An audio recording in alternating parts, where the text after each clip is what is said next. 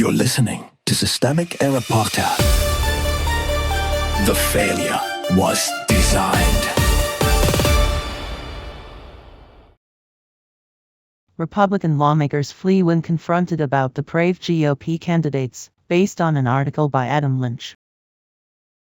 Republicans protect the worst, then pretend not to notice the relevant fact pattern. A Democratic primary winner in Maine, Graham Platner, was pushed off the party ticket after abuse accusations. Against the backdrop, Stein pointed to Republicans rallying around Brandon Herrera, a Texas nominee with a trail of grotesque public statements, while GOP lawmakers on the Hill either fled, dodged, or refused to answer when asked about him. Mike Johnson, when pressed on similar Republican misconduct, retreated into the usual procedural fog, allegation, process, committee, later. Who actually holds power? Power in this story is not in the microphone or the headline. It sits with party leaders, elected lawmakers, and the institution that decides who gets protected, ignored, or dumped. Democrats in Maine used the power to remove Platner. Republicans used theirs to shelter Herrera, Cory Mills, and Max Miller from consequences, or to make consequences disappear behind the phrase "I don't want to talk about it." That is the governing difference the article stumbles toward but does not quite name hard enough. One party enforced a standard on its own nominee. The other party treats scandal as a loyalty test. Misdirection is method. The Republican response here is not confusion. It is technique. Chip Roy, Roger Williams, and Roy Nails all had the same answer in different costumes: evade, flee, shrug, exit. Johnson gave the polished version of the same move, pretending a committee processes moral seriousness.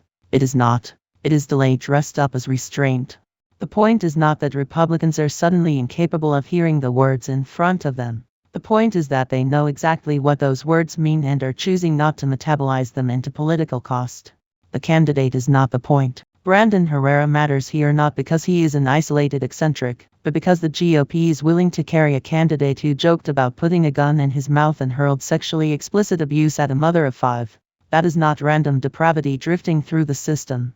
It is tolerated because it fits the party's current operating logic. Aggression is an asset, cruelty is a credential, and embarrassment is only a problem if it threatens the seat. That logic also explains why Republicans can clutch their pearls about process while defending men facing domestic abuse allegations. The standard is not conduct. The standard is usefulness. Democrats should not mistake one cleanup for moral credit. The Maine episode shows Democrats can still act when misconduct becomes politically radioactive. Fine. Necessary, even. But this cannot become a self-congratulatory alibi. If the party wants to present itself as the institutional vehicle against authoritarian politics, then it needs discipline that is principled, not merely reactive, and accountability that does not depend on cable news pressure. Still, the asymmetry here is real and politically decisive. Democrats can overcorrect, hedge, or hesitate. Republicans are building a habit of open indulgence toward men who make public life uglier, more violent, and more contemptible. The system behind this scandal. This is what institutional decay looks like when it is normalized. Misconduct becomes a communications problem, leaders become noncommittal by default, and the party in power on the right converts shame into protection. The public is asked to treat this as messy politics. It is cleaner than that. It is organized refusal. Republican politics now runs on a simple bargain. The worst behavior is acceptable if it helps hold power, and the job of the leadership is not to judge it but to launder it. You've been listening to Systemic Error. Thanks to AlterNet for today's article.